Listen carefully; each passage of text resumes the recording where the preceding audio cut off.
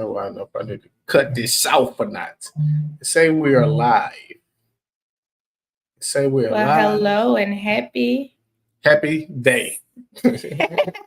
happy day. Happy day, you all. How y'all doing? You got the Milches here. Right now, we are trying to make sure our live is set up. We got everything going. We're learning. All right, I got mine on. Trying to. Oh, we sound good. Make sure our live is set up. You got yours public? Yes. Oh yeah, we dealing with some privacy and public issues. Yes. Public. So I got mine to be public. All right, so we should be public audio. Wait a minute, mine didn't give me that option. All right. We look good. We look very good on that one. Okay. We good on YouTube. We good on YouTube as well. Okay, so we public on everything. We good on YouTube. Yep. Right. So we're good. All right, you all. Let's make sure Keisha got it right. You got it? Yeah. So you all, you got Zeb Mitchell here. Marquisa Mitchell or Keisa. And we are arch nemesis. What? No way. No, we are not arch nemesis. We are a young, inspiring, grinding, hustling couple. Work they tail off couple. Yes. Trying to figure it out, hustling. I don't know how the mic sound, but somebody is cutting grass at this time of the day here. So it's not loud, but I can hear the keep coming in and out. Yeah. So anytime throughout the call, on the live, you all are experiencing any technical difficulties with us, just comment. And if you're watching, comment. We can see your comments. Your comments will get posted. So we will respond to them. And let's get to it, y'all. So today was Sunday. We had a chance to celebrate will be my in-law and her family birthday. Yes. So he was turning 68 today, I think. 68. Which was, I don't know. I'm confused. Gabber said 69. Probably 69 then. Yeah. I didn't even ask him. Yeah, we got too many kids keep up with other people's ages. I forgot how old I was turning this year, and I got a milestone birthday. So you got a milestone birthday? Yeah. They turn 35. So I guess every 5 years is a milestone. No, yeah, I would guess so. So like 25, yeah, then 30. So that means 5 is a milestone. Yeah. 10. Yes. 15, double digits. 15. Well, yeah, 15 or 16. 20. Yeah. But 21 is more important than 20. Yeah, I didn't do nothing like special for her. So is 18 more important than 20? Yeah. Okay. So the milestone is based on whatever you make. That don't matter. I'm midpoint to 40. That's the milestone. I got 5 more years left in my 30s. Okay, that's the milestone. So yes. Why 39 would be milestone? Because that's your last year in your 30s. So that should be more of a milestone. Like, hey, this is the last year. No, that's like a death to your 30s. Okay. No. All right. So. Oh. Not that old. You'll be 35, I'll be 26. Yeah. So the topic of this live today is build your business today with these business tips. Business credit is one of the things we're going to talk about. Mm-hmm. So many new startup businesses they are experiencing these issues. And Marquisa convinced me that we should start helping more startup businesses because they need this. Like, they are jumping into business, they're getting started, they're trying to figure out where to make money, how do I make money, how do I market, do I need to hire somebody to handle this part of the business for me, how do I get out of this, how do I do more? And I had seriously forgot how hard it was when we first started our business to where we had to go hire mentors. Like, we had to go hire mentors. But do you remember this right here? I don't mean to cut you off, but I did. Okay. You brought me back. You remember, okay, so when we first started our business, Zip was like, everything in the background had to be A1, LLC, taxes, everything had to be right. You remember that? You was like a stickler for that. Right. And I'm like, no, we need to brand. We need to have the colors, the font, the t-shirts. We both had great ideas. Yes. And they just need to be put together. And they work. And when you're in business, I said that to say, when you have a startup business, you have to do both. I'm a firm believer in branding your business as well as having everything else in the background work for you. Yeah, you have to make sure everything look right and it's operating right. And I'm a big advocate for that. Like, if you are taking care of the appearance of your business, no matter if it's branding, how you dress your building, how you clean up your parking lots, if you got vehicles, how you keep them well maintained, all of those things is a reflection of who owns that business. Absolutely. So no matter if it's internal or external, it's still a reflection of who owns their business and what they're doing to keep their business looking appropriate so they can service the market. Yeah. And these are a lot of tips that business owners are missing. And by them being new, they really don't know. They just started. Like, I feel like many people are convinced to start a business just to get their freedom. Like we always say, they want to get free. They want to get a paycheck. They want to get a paycheck. But what I have noticed, I could be wrong because I have not talked to every, business owner. Most people leave their jobs to become business owners, but instead they become business workers. They work in their business instead of letting their business work for them, meaning learning how to innovate beyond what you do to start, to make progress, to hire out so people can take things off of your plate so that you can become an owner and not working in your business. I'm not saying your business won't need you, but you should not have to be there 100% for it to be operational. That's true. That's true. You should not have to be there 100%. You should find ways to delegate and keep other people involved. You should, like I did this live yesterday, and I was talking about, like, when you start a business, you should be looking to put somebody else in a position to move up.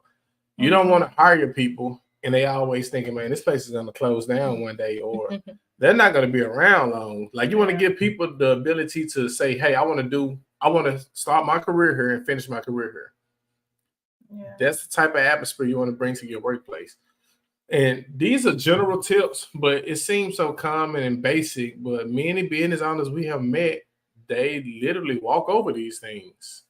You have to have a SOP, standard operations of procedures. You have to have that. You have to have that in place, because one day you could get sick.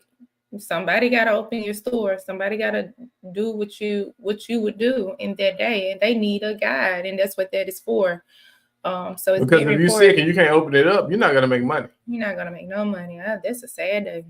You're not gonna make no money. It's a sad day. So you have to have these things in place. We're not just saying it to say it because it's something we read, from experience. And actually, our business that we have had, they ran for themselves. Yeah, we built it to eventually it didn't need us. Yeah, we was like the sales or the marketing, which that's your job, unless you got somebody doing it for you. Yeah. But like, we wasn't doing the hard work. We wasn't doing the work that we used to do. We was able to grow it, build departments to where they did that work, and we overseed what was going on. Yeah. And I was saying this earlier to your folks when we was over there, like, fortunately for us, we had a business that had a low overhead, but we was not able to do a lot of write-offs. Therefore, not being able to do a lot of write-offs, we had to pay a lot of taxes. And that influenced us to move to Puerto Rico so we can get out of the tax debt that we was in. Yeah. A lot of my family, my grandma asked me the other day, I kid you not, my grandmother. No, I miss some aspects, not all. She asked me, why did we move to Puerto Rico 3 years later? Because we had a lot of tax.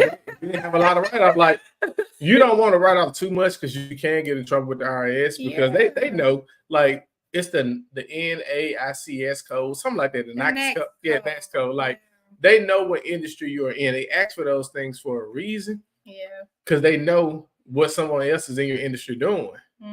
Therefore, if you're writing off so much or you're not reporting so much, the IRS have a paper trail of everything. Yeah. So you have to be on your stuff. I guess to make it clear, in Puerto Rico, they have something called a tax decree. You have to apply. You just can't go there. You can't say, hey, I want to open move my business. No, it takes planning, strategic planning. It takes you at least taking some time to spend there to see if you want to live there, and apply for the needed paperwork to export your business there. And what else? I think that's it. Yeah, about Puerto Rico. Yeah, that's about it. Depending on your business type, you're gonna get a 4% tax obligation. I mean, if you make 100,000, you pay 4%. You don't even have to write off. You just pay $4,000 instead of the good old 37%. Yes. So that's the good thing why we moved there. Yeah. Now they are trying to look into that because they saying people are evading taxes, but it was just for our benefit. Yeah, because we know a lot. So yeah, it was. But our time there was up. Yeah, so did I say that correctly? Yes, it was up. So you all who are watching, you see the banner below. Remember, ask your questions, drop your questions, send your questions to the inbox. Is it Gabriel? Yes, that's Gabriel. Prince Jr. just did a comment. We appreciate it. Thank you so much. If you're watching on YouTube, you can definitely send us some chats, super chats, however you want to do it. Absolutely. And y'all, we about to get into it. Let's talk about some stuff today. We introduced ourselves as usual. And y'all comments like drop them so we can help you. We want to help business owners grow. One of the things I spoke about yesterday, doing the live, y'all didn't watch it on Facebook. We had a business owner we worked with. He made a lot of money. But unfortunately for him, he didn't pay his obligations to his local Secretary of State.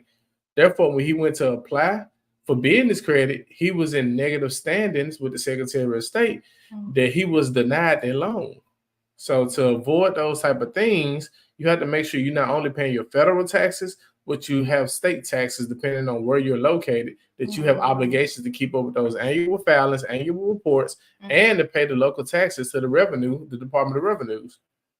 So that's a lot of things. A lot of business owners look over. They go get the business license, but they think it's just stop there. Hey, I got a license. I don't have to do anything else. No, you have to keep following up to see if you have to pay those taxes quarterly, because it's based on what your sales are. If you got merchandise, your products, you have to pay them quarterly, annually. What is your fiscal year? These are things that we recommend business owners making over $100,000. And I'm talking about net, not gross. But when you're taking home $100,000, it's time to hire a CPA or a pretty good bookkeeper and let go of the local tax prep so you can leverage your business to do what's right and get to the next level. Yes. Anything regarding that or?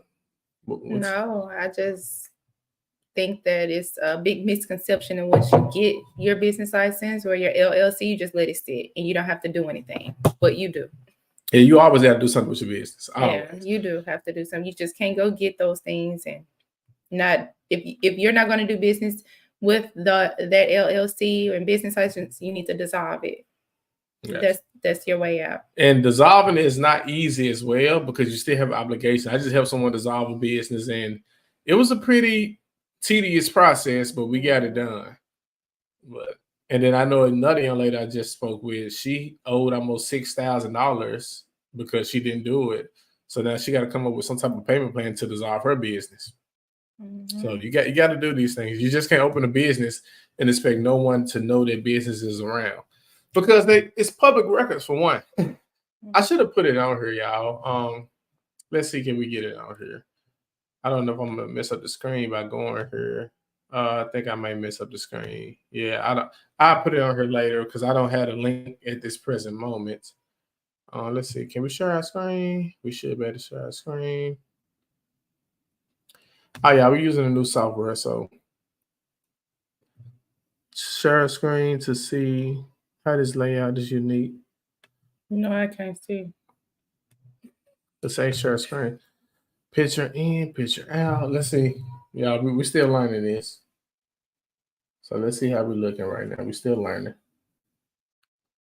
Are we sharing? Don't look like we're sharing. Shift 7. I did it. Did it do anything? I don't see it. We still right here. I don't know, y'all. Shift 8. Let's try that.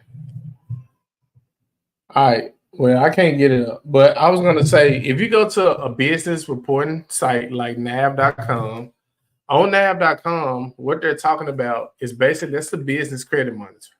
But Nav get their information from places like Dun and Brad, Experian Business, Equifax Business. Therefore, your business is reported to them. They know that you have a public business and you have XYZ going on. It's So- gonna pop. It ain't gonna focus. Let's see. Can we get up there like that? Nope, it won't. It took me out the screen, made me glitch. Mm-hmm. I'm winning the matrix.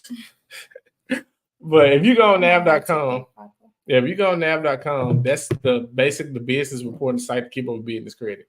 Now, what you're asking yourself is, if I go on a website like this, or if I go on Experian Business, why is my business public? Because it's in Dun and Brad. Mhm. Like, it's a public business. That's why people solicit information and try to sell you things, because your business is public records, basically. Yeah. And there's no way to get around it unless you take off your information and remain anonymous. So it's one of those things. Yeah.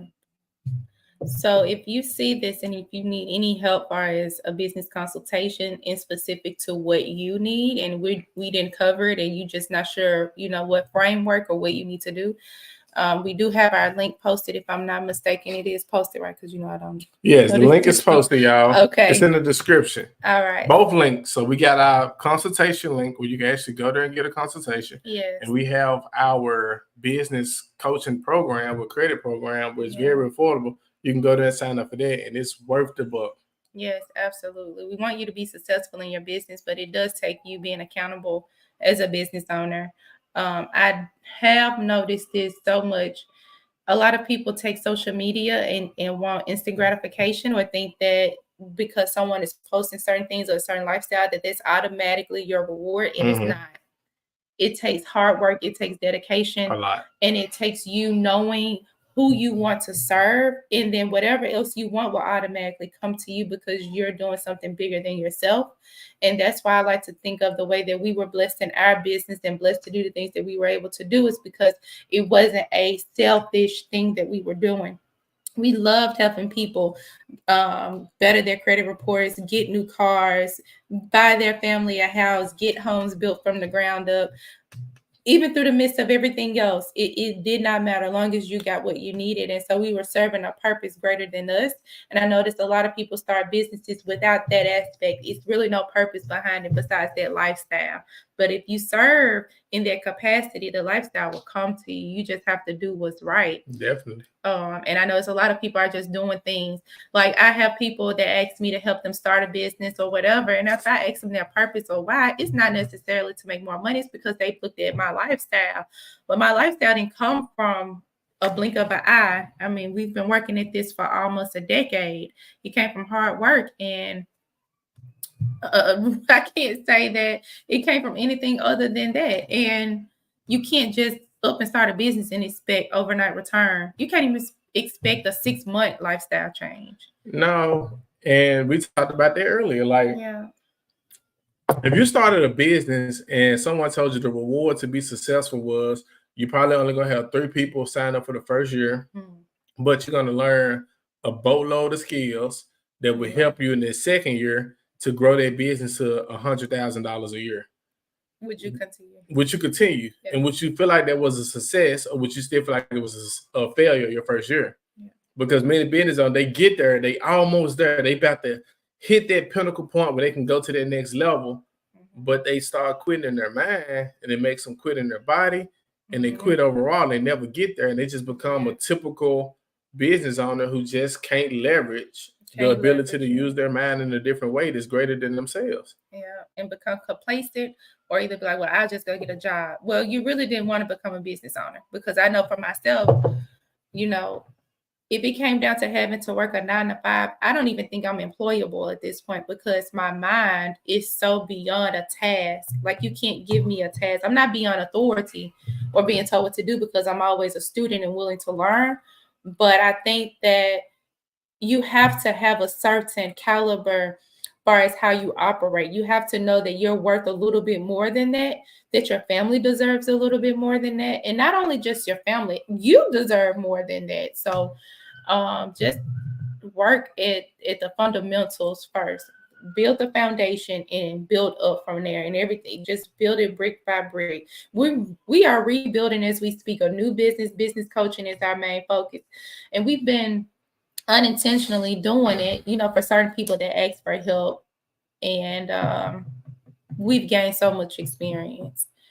And that's what made us want to take it on full fledged. Like, hey, yeah. we made an exit from this previous business. What could we do now to fulfill us? And we're like, hey, continue what you've been doing. Help people. Yes, we've been helping so many people silently. People that and they have grown tremendously with their business and like personal development. It's just we didn't take credit for it because it was something we added on to what we was doing at first. Yeah, and I want to say this: when you are ready to grow, paying for help or a mentor or a business coach will cost you money. I'm not going to lie and say I care about my purpose so much that I'm not going to charge you anything, because that's like telling my family you don't deserve to eat today. And I'm not going to tell my family that, right? Just like I don't like you don't deserve to eat, but also I'm going to be away from you for a couple hours, but you don't deserve to eat because I got to help somebody for free. Yes. Like I had to cut somebody off and put them in their place. That is why I'm saying what I'm saying. I'm not saying this for no reason, and I think that our prices is very affordable. It's not like we're trying to rob you. You're getting way more than what you would pay for. I know, especially from us and our conversations that we have had amongst each other, when we put our brains together and just combine all the knowledge that we have, it's impeccable. I what is it called? I was flabbergasted at myself at how much we know. So what you get is very worth the dollar that you will pay. And I asked somebody the other day, who are the top business coaches in Memphis right now? I wanted to know. If you cannot name them, they are not dominating the industry. If somebody asked about credit, Finer Credit Solution was in that mix, because we always were tagged. We always had people referring people, affiliate programs, paying people to refer people to us. We had a system built. We built a community. So anytime that you asked about credit, we were in that mix. Okay. So when you are talking about building a business, like what I asked that question because I want to know who's the top business coach in the city. I wasn't asking so I can pry or no. I wanted to know that a certain name jumped out. And if not, that industry has not been dominated in our local town. That's true. So I'm here to dominate it. My husband here to dominate it. And we're here to dominate it because you have a problem that we can solve. And not only can we solve it, we can solve it well, efficiently, and also to watch you grow to the point where you're like, Memphis is too small for me now. Yeah, you're going to have a location here, a location on the west, location on the east, location further down south. Like you can have multiple locations and not be in that one cubicle area and only service that one market. Yeah. You have to really think and grow rich. That's why the thumbnail was think and get rich. Yes. Because many people don't think and get rich. They want to get rich. They think it, but they don't do intentionally what it takes to get rich. You don't get rich by mistake. No, absolutely. You don't get rich by mistake. You don't do nothing by mistake. You may luck up and hit sometimes, but you talk about intentionally trying to get there. You have to really apply yourself and come up with a plan and strategically get at it and say, hey, this is what I'm trying to be by this time of this year. And I'm going to do X, Y, Z, implement this. I'm going to hire this person. And eventually I'm going to be able to say, hey, I made it where I'm trying to go. But you don't mistakenly do that. No, it don't fall in your lap. Then also one thing I have also realized, or it came to my attention, is that you have to ask yourself, do I want to make over $1 million a year? Is that, am I good at $500,000 a year? Is my family okay with that? Can I still do the things I want to do? Because $1 million a year, yeah, that sounds like a lot, but after you pay a year taxes, you still back down to $700,000. So you made $700,000 for the year, but most people that I know that's in that range, they blow it so fast they don't even feel like they made the $700,000. Then I know people that has made $100,000 in a year and they living better than the people that almost made $1 million. So you have to sit down and really be realistic. Write down your bills, write down your goals, write down what you're trying to retire with, write down all of those things so that you can know hey, this is what I need to do to get to there. And if I hit beyond that point, I know maybe I need to start hiring people. I know that maybe I need to get a real CPA. I need real bookkeeping. I need all these things to be in place. And yes, it may be it's more work when you hit that 7-figure mark, but some people it's worth it. You have to be ready. It's more for it. work, but it's still the same problem. So like a It's the same 7-figure problem, person probably had the same as a 6-figure person, but Absolutely. you just got to understand when it's time to start putting more people in place and budgeting money for that person. The depth of that problem Right. changes. The capacity at which it needs to be worked changes. And some people not willing to put in that work. They're not willing to go a little deeper and dig a little deeper. They're okay right there. And some people need to be honest with themselves to figure out where they're okay with, in my opinion. Right. I agree. Yeah, so I'm still trying to play with this software. I can't get what I want out of it, so we're gonna have to restream later. But we appreciate y'all who tuned in. Absolutely.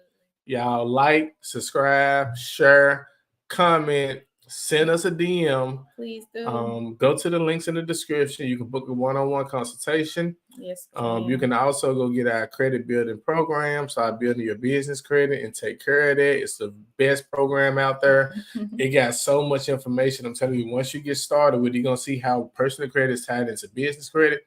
But not only how personal credit is tied into business credit, what do underwriters and lenders look at when they see your business credit and how you can get approved? Once you get approved, come back to this live, come in, let us know you got it. And if you really, really want to take that business to the next level, that's when you'll take that extra money and you put it toward what you're doing, and it's time to grow that business. Yes, absolutely. See y'all later. Zeb and Kisa out.